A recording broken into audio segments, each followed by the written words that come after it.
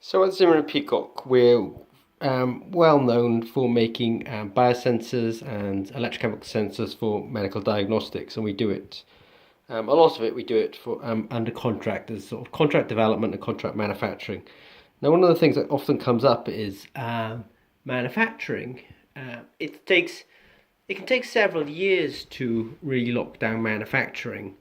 But everybody wants a really reproducible sensor, and actually a lot of people complain about the reproducibility of sensors in general in the biosensor market. And the truth of the problem is it takes a lot of investment to make a reproducible product, especially when you've taken like an electrode or a screen printed electrode. So I have some screen printed electrodes here that are made by ZP.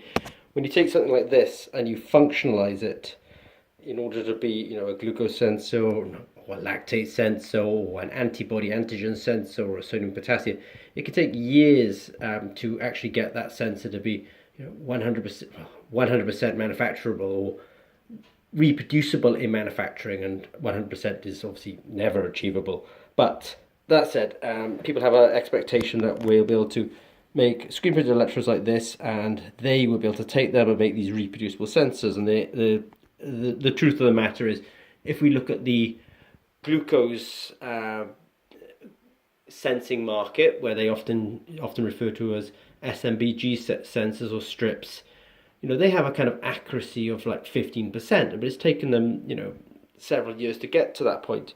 Now, what we're doing at ZP is, so we take our sort of sensors or our electrodes, we functionalize them, and we make them from electrodes into sensors. We put microfluidics on them. We put them into packages. So I have a kind of package like this. Now, what's important about these kind of packages is we're able to put an RFID chip on them.